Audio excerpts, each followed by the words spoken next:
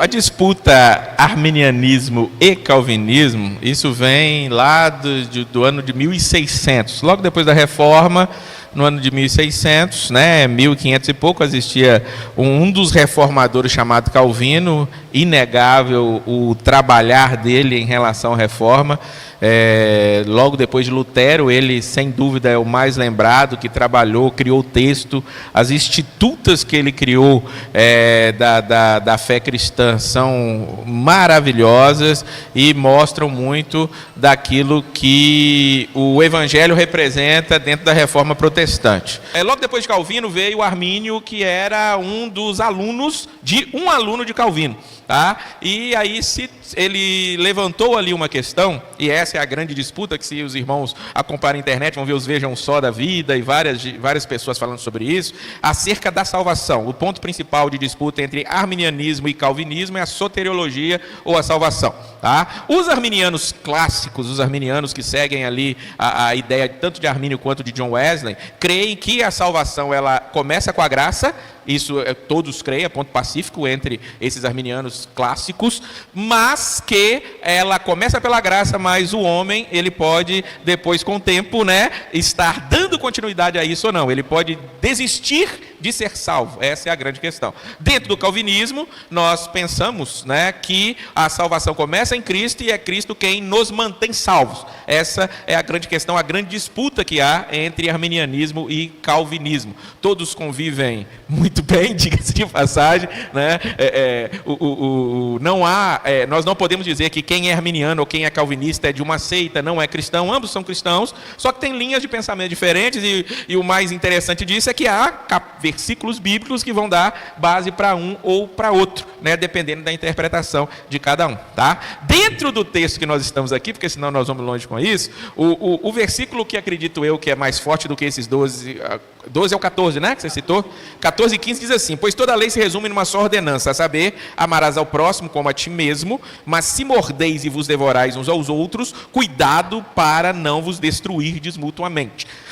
Acredito eu que esse texto aqui, por mais que essa questão de devorar uns aos outros, se morderem, seja algo assim meio que absurdo, infelizmente, mesmo entre cristãos, nós vamos ver algumas rusgas acontecendo, tá? Mas, o que acredito eu que possa ser mais complicado de se responder, seria o versículo 4. Você que está com a Bíblia em casa, volta comigo para o versículo 4, que diz assim: vós, que vos justificais pela lei, estáis separados de Cristo, caístes da graça. Então, a grande questão, o crente pode cair da graça?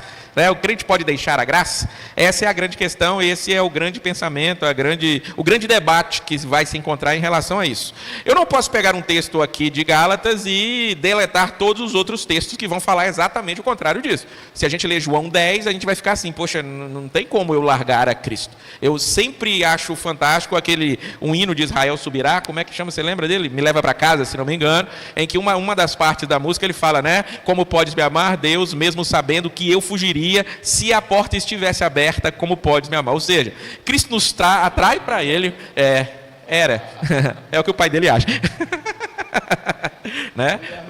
É o filho de Luciano Subirá. Tá? Mas a música é espetacular. Esse é calvinista. Essa estrofe da música é espetacular, Porque se a porta tivesse aberta, eu fugiria. Paulo vai explicar em Romanos e vários outros textos essa questão de que ninguém vai a Deus por conta própria, todos pecaram, estão destituídos da glória de Deus, não há quem busque a Deus. O próprio Jesus vai falar: quem vem a mim, de maneira nenhuma o lançarei fora. Então eu não posso pegar esse texto aqui e interpretá-lo unicamente nele. A minha visão desse texto é a seguinte: Paulo está comparando aqui a lei com a graça, e ele está dizendo: se você vive debaixo da lei, você já deixou a graça.